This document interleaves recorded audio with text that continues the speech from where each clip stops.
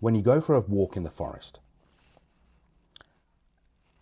and you get this guttural feeling that there is something wrong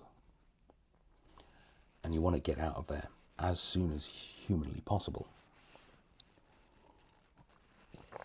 that's that lizard brain telling you there's danger about. And when looked into, you may not actively notice it in the moment, but it could have been a subtle cue, such as you couldn't hear any birds in the forest or in the mountains. You couldn't hear the wildlife.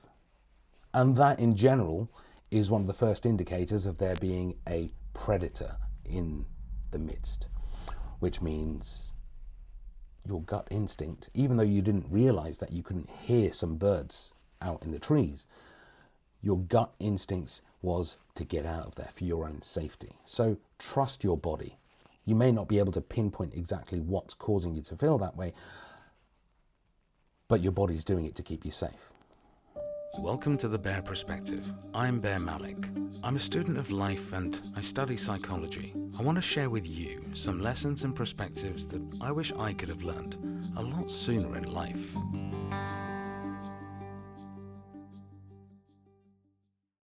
I have an interesting question I want to try and answer, which is something along the lines of, should you give second chances? I've had to think about this for a few days because the question was posed to me under a set of circumstances I don't want to get into. And I had to think about it from both angles. I used to say I don't want to give any more second chances because I've gone through a set of experiences that have left me burned multiple times. And I repeatedly gave these people, that person, another chance just to be burned again. From many aspects of life, this is familial, partners, jobs, bosses, employees. So I guess the best way to approach this would be to begin with, do you even need to give them a second chance? What are you gonna gain from opening that door? Is it for you? Is it for someone else? Is it for your own growth? Is it for your closure? Find that reason. And if the reason's good enough, then perhaps opening that door is worth it. Does it align with your values? Does it align with your aims, your goals? If it's not for you, is it for them? Is it for their rehabilitation? Is it for repairing an old relationship? It could be blood ties. It could be for the sake of a child, to not necessarily rekindle, but give an ex-partner another chance to be within the circle for the benefit of another. Co-parenting. They're all good options, and they're all, again, depending on what works with your values. Now, are you doing it for optics? And what do I mean by optics? Is it so that the Joneses down the road don't consider X, Y, or Z? I don't think opening doors for someone based on optics is a good enough reason, unless it aligns with your values. If optics means so much to you that you're willing to put yourself through that battle, through walking on eggshells, through the assessment period, then fair enough. That's your own values. But if it's based on external pressure from people, friends, family, if it's for the optics of someone else, no, that's not a good enough reason in most cases.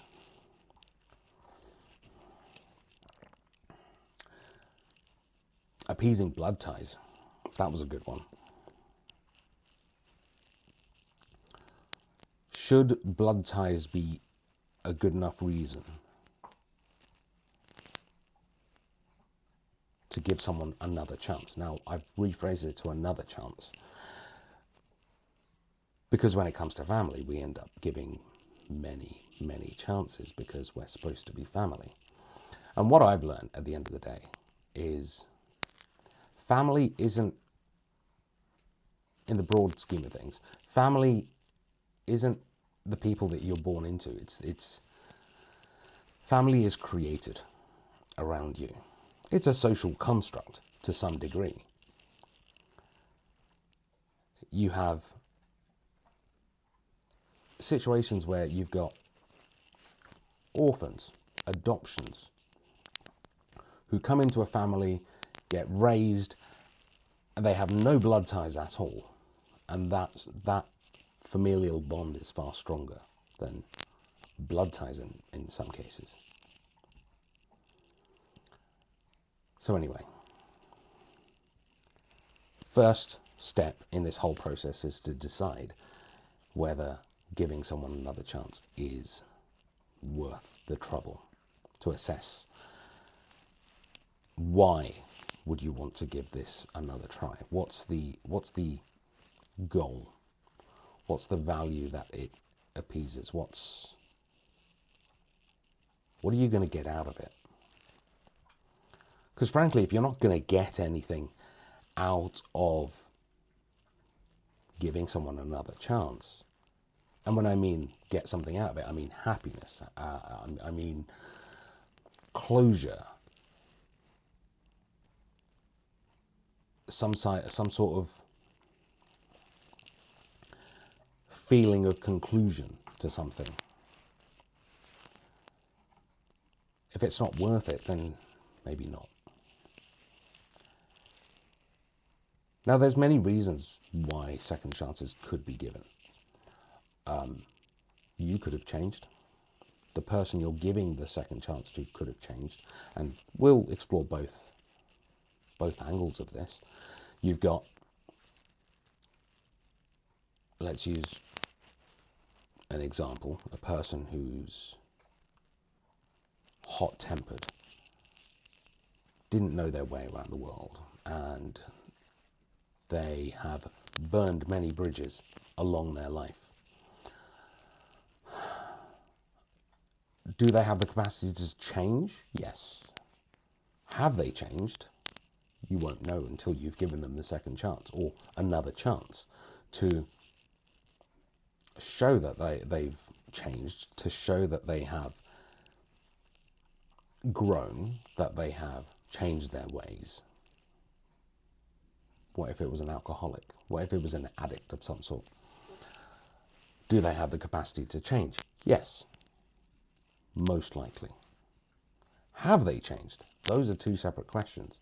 Now, without giving them another chance, or without observing them under stressful situations, under the situations which triggered the negative impacts in their life or into your life, you won't know. So then it comes to, how do you give them that chance? Do you jump in head first, allow for all possibilities, and wait with anxiety to see when is that other shoe going to drop? Probably not a good idea. Then why not do what most corporations have figured out already, to do a trial period, to give someone a short opportunity to prove their ability. You can put time limits on it. You can say, hey, all right, let's ease into it. Let's revisit the whole situation in a couple of weeks. Let's give it a month. Let's give it 6 months. Depends on your circumstances. But then you do need to set your boundaries. And setting boundaries and communication, that's a whole different topic. But in general, how I'd like to say it is set your expectations clearly. Show them where that line is. Tell them what the boundary is. And if that boundary is exceeded, what are the consequences of that? And then you do need to follow through with the consequences. If it's a matter of stepping away from a person completely, then follow through with it. Set that boundary in place. And perhaps that's the rekindling of a relationship. Perhaps that's I don't necessarily mean a sexual relationship. This could be a fallout with the family. It could be fallout amongst friends. It could be fallout amongst a previous employer. Give them a chance. Now, if you were to give them a chance, set some boundaries in place. Set the boundary. If this line is crossed, I will deem that you have not changed in your ways, and I have no choice but to step away for my own sake. Whether it's for your mental health, whether it's for your physical health, whether it's for your physical safety, whether it's just for your peace of mind. There could be a numerous amount of reasons why someone needs to step away. So give them the opportunity. Set the boundary. Set it in place. But also clearly communicate throughout that process that, hey, this is somewhere where you may slip, where you may stumble. And my fear is that you are going to do this, which will step over the line that I've drawn for you. Now, you could preemptively put that in place, or you could sit back and watch. And that's up to you, honestly, because that could be received negatively in both ways. So, figure out what's the right way to do it. And I'll give you an example. Let's say we're talking to an addict. And you know, the addict ends up falling off the wagon around Christmas. For whatever reason. The winter sets in, presents need to be bought, they're under financial pressure, and all of a sudden in the past their go-to option has been to drink, to do drugs. And that's something that you don't want around you. That's something that you don't want associated with you. You don't want it happening around you, for your safety, for your children's safety, whatever. So you could see that Christmas is rolling around. You can see that financial pressures are starting to build up. At which point you could have a conversation. You could say, hey, financial pressures are coming up, and this is normally where you fall off the wagon. I just want to make sure that you are okay. And as part of your growth, what is your new coping mechanism? What is it that you're going to do? Or how is it that you've learned to deal with this if I'm to give you another chance?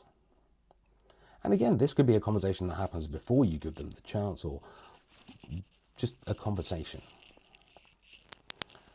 And if they have settled your mind saying, hey, I don't drink anymore, and I have learnt to save up money throughout the summer so that I have got the money to buy all these presents for my kids and family and everything else.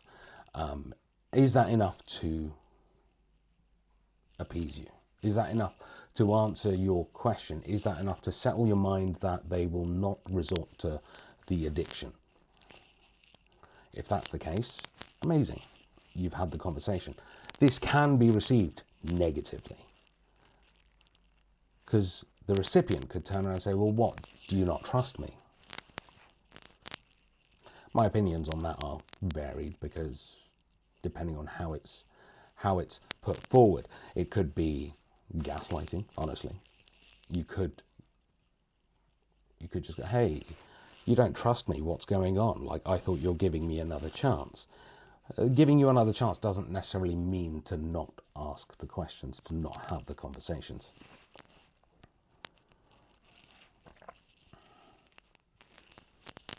Now let's flip it on its head. What if you didn't have the conversation? It could be received as, they're finally trusting me. The addict could think that, okay, this person is trusting me. They're not bringing up that my stresses are approaching. My stresses are coming up, and it's winter time. My financial pressure is coming up, and they have a little bit of faith in me. It could be received that way. Or if they haven't asked, they could also receive it as, they're waiting for me to fail. They expect me to fail, and they're waiting for the other shoe to drop. And if they expect that of me, I might as well go and drink. I might as well go and do the drugs, shoot up, whatever.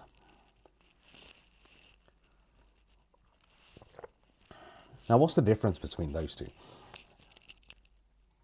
Lack of communication. If there's another one, I haven't seen it yet, but I think lack of communication is the biggest one.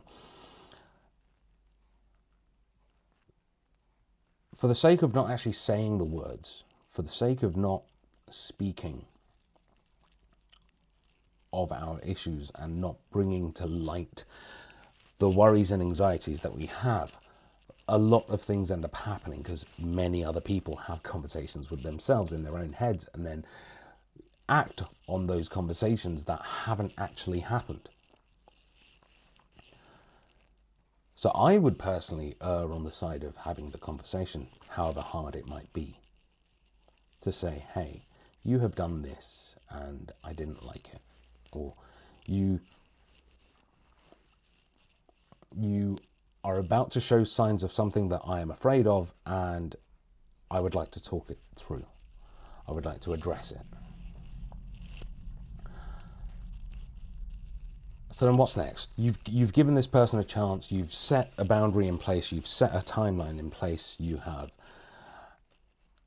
to now hold both yourself and them accountable. And this begins with,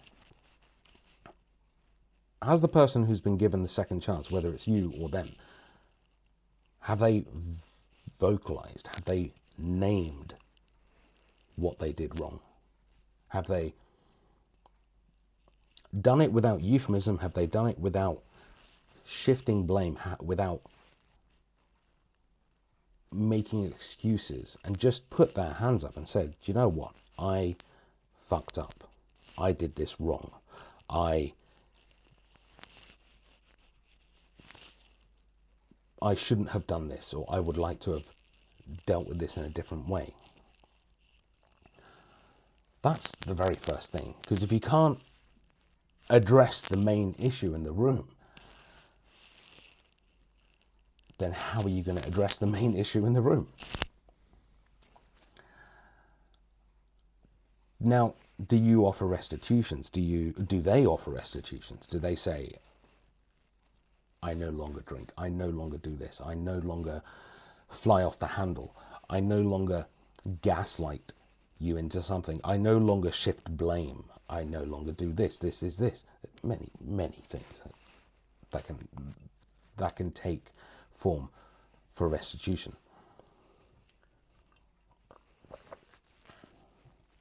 And in that, have they described the steps that they're going to take to prevent that from happening in the future? Can they describe the steps that they have taken to prevent that from happening in their regular life where it doesn't involve you? Or vice versa. And that's the accountability. You need to be able to name it. Now,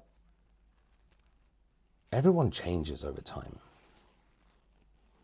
And let's say you're the one who would like to receive a second chance, another chance, to be looked at differently by family, by an ex, by children, by parents. Because everyone grows over time, one way or another.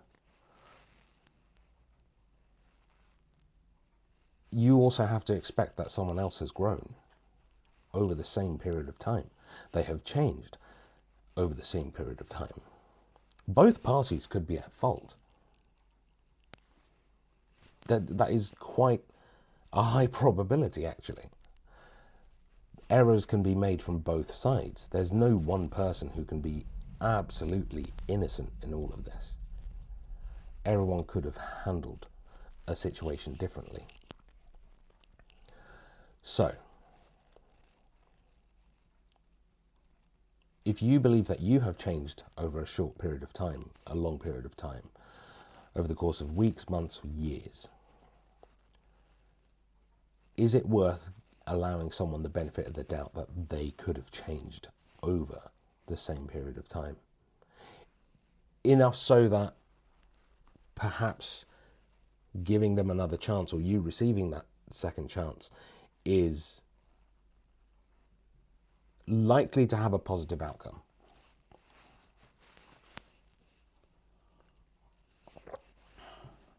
Then going on from there, when is it okay to actually keep that door closed? Or to shut that door? When there's violence, when there's coercive behaviours, when there's physical, psychological, emotional, and or otherwise abuse taking place. When you are being made to question your perception of your own reality, i.e. being gaslit. When addiction is a process that they have not engaged in trying to recover from. They haven't actively participated in treatment. They haven't proactively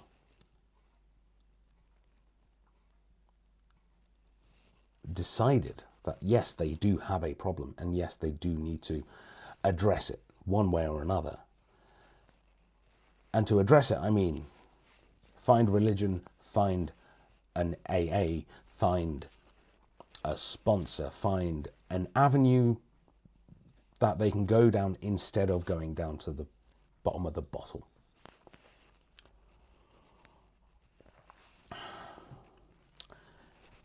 Serial deceit. Constantly lying, constantly reframing the truth, constantly getting you to understand it from their perspective. And that constant, unapologetic deceit is very, very tiresome. So I would keep the door shut there too. And as much as I'd like to say people do change, from personal experience and from reported experiences of the people that I've spoken to and helped, that doesn't change sometimes. Some people, regardless of the consequences, carry on the deceptive behavior because it's a learned behavior. It's how they've survived so long. It's now down to you to either enable it by offering them the second chance and continuing to keep that relationship going, or you can close that door and have it step away from your own life. Let's talk a bit more practically. What about legal or professional risks to you? Is continuing a relationship, a conversation, or interaction with a certain person going to have legal ramifications for you? Is it going to have professional ramifications for you? Is it going to lose you your job? Is it going to restrict access from your children, from your family? Is it going to restrict access from your own property? Then yeah, keep that door closed.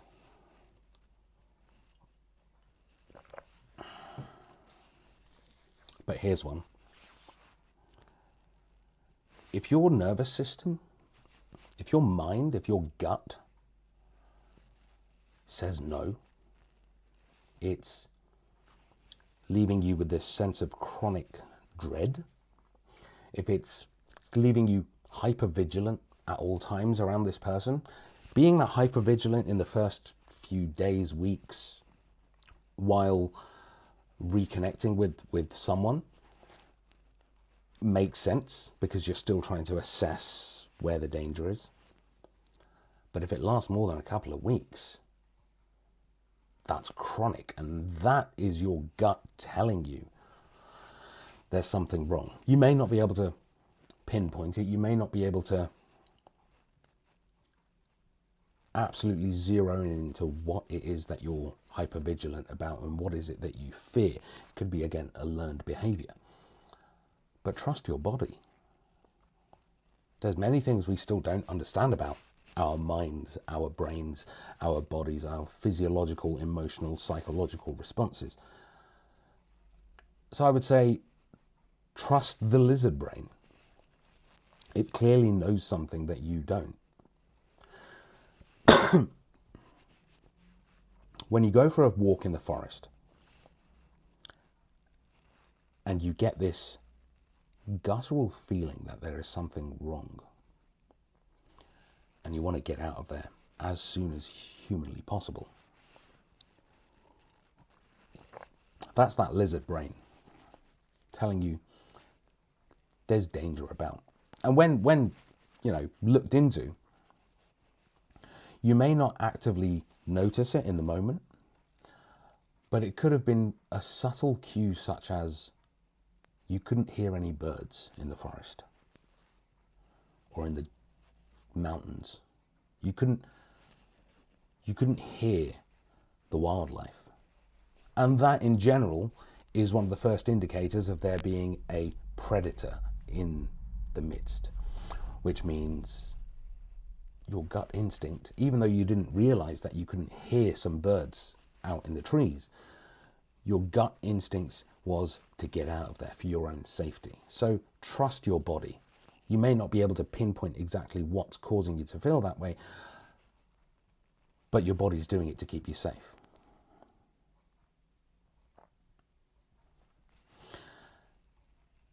So tell them, I've considered it very carefully, and for my well-being, for my peace, for me, for my responsibilities, I'm not going to reopen this contact. I'm not going to rekindle anything with you.